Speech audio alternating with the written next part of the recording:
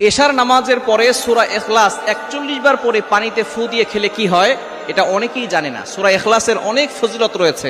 পবিত্র কোরআনুল কারীমের ছোট্ট একটি সূরা হচ্ছে সূরা ইখলাস, তবে এর ফজিলত কিন্তু অনেক বেশি। সূরা ইখলাস পারে না এমন কোনো মুসলমান নাই। আমরা ছোট্টবেলায় নামাজ পড়েছি ইমাম সাহেবের পিছনে, নামাজ পড়েছি ইমাম সাহেব পড়েছেন, এটা শুনতে শুনতে অনেকের সূরা ইখলাস মুখস্থ আছে।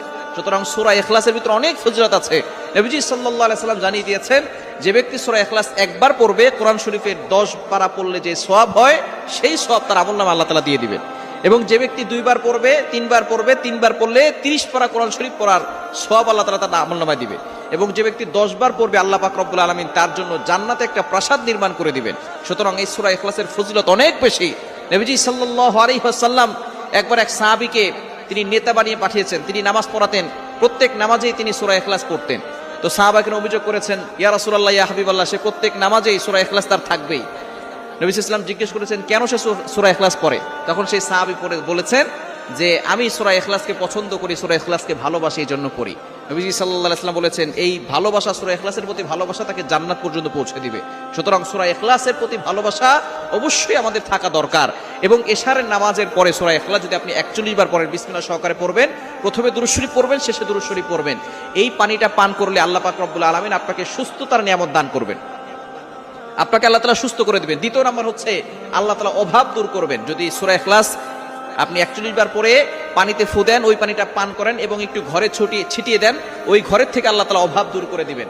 নবীজি সাল্লাল্লাহু আলাইহি ওয়াসাল্লামের কাছে একবার এক বেদুইন সাহাবী গিয়েছেন, গরীব, তিনি গিয়ে বলতেছেন, ইয়া রাসূলুল্লাহ, ইয়া হাবিবাল্লাহ, দুনিয়া আমার কাছ থেকে বিমুখ হয়ে গেছে, আমার ঘরে অশান্তি শুধু, আমার ঘরে কোনো ধরনের খাবার নাই, ইয়া রাসূলুল্লাহ, এমন কিছু আমল আমাকে বলে দেন যে আমলের মাধ্যমে আমার ঘর থেকে এই অভাব দূর হয়ে যাবে। নবীজি সাল্লাল্লাহু আলাইহি ওয়াসাল্লাম বলেছেন, তুমি তোমার ঘরে সূরা ইখলাস তিলাওয়াত করো। সাহাবী তিনি বাসায় যাওয়ার পরে সূরা ইখলাসের তিলাওয়াত আমল করা শুরু করলেন। কিছুদিন পরে আল্লাহ পাক রব্বুল আলামিন তার ঘর থেকে অভাব দূর করে দিয়েছেন। সুতরাং সূরা ইখলাসের ফজিলত অনেক বেশি।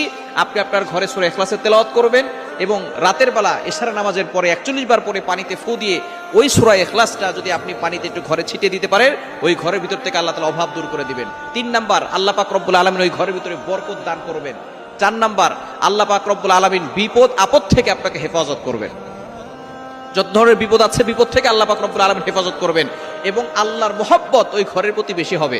আল্লাহ পাক রব্বুল আলামিন ওই ঘরের মানুষগুলোকে ভালোবাসবে যদি তারা আল্লাহর ইবাদত করে এবং সূরা ইখলাস বেশি বেশি করে তেলাওয়াত করে। সুতরাং আপনি যদি অভাব থেকে বাঁচতে চান, বিপদ থেকে বাঁচতে চান, দুশমনের ক্ষতি থেকে বাঁচতে চান এবং অসুস্থতা থেকে বাঁচতে চান, রোগ ব্যাধি থেকে বাঁচতে চান, তাহলে আপনি সূরা ইখলাসের আমলটা করবেন।